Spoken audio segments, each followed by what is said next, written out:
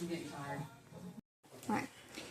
Imagine never having heard the birds, the music, the voices of your loved ones. Imagine having to watch others talk around you and not knowing what they're saying or how to communicate with them.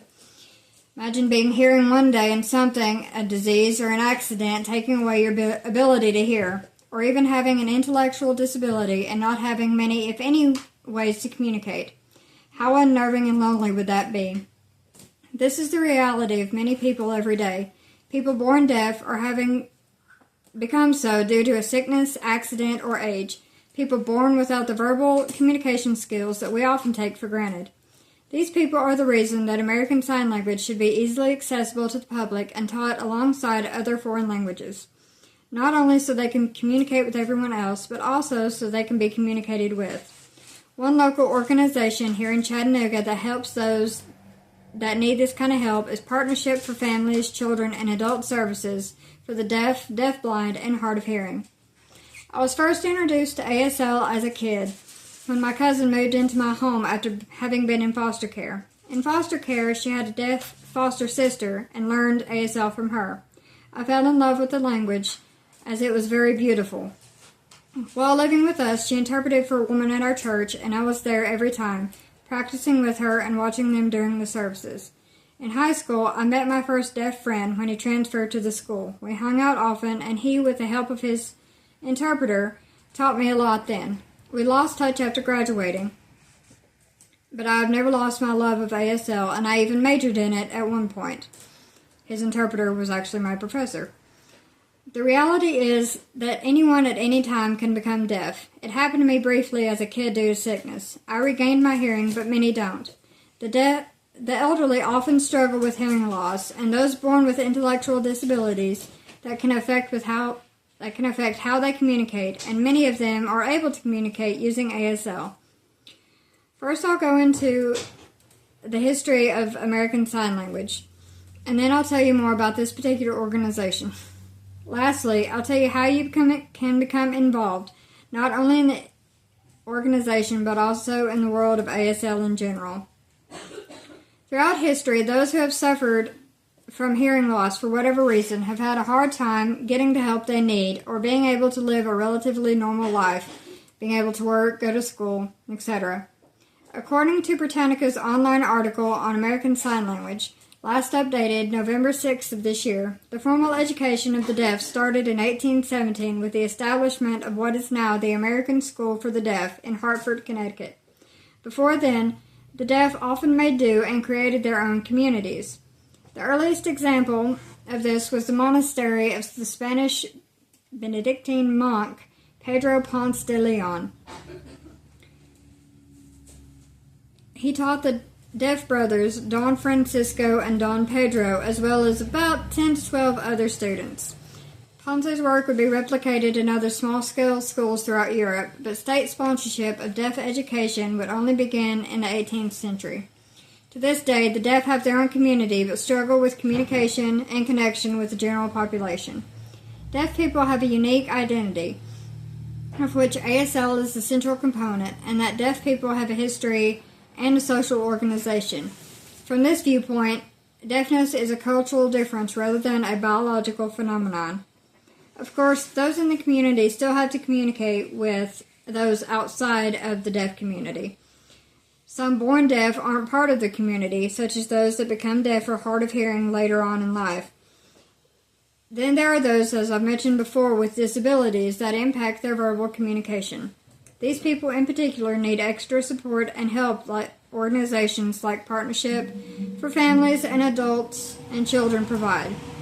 While help has become a bit more accessible to those in the last century, there are many more who haven't been able to access it or even know that it exists. Now that I've told you a brief history of ASL and why additional assistance is needed, I'll tell you more about the organization I chose to cover today.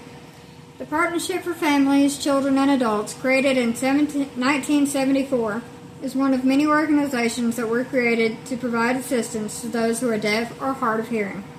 According to their official website, last updated in 2023, scientific research shows that 12 out of every 1,000 children in the United States are deaf, and another 30 will experience deafness at some point in their lifetime.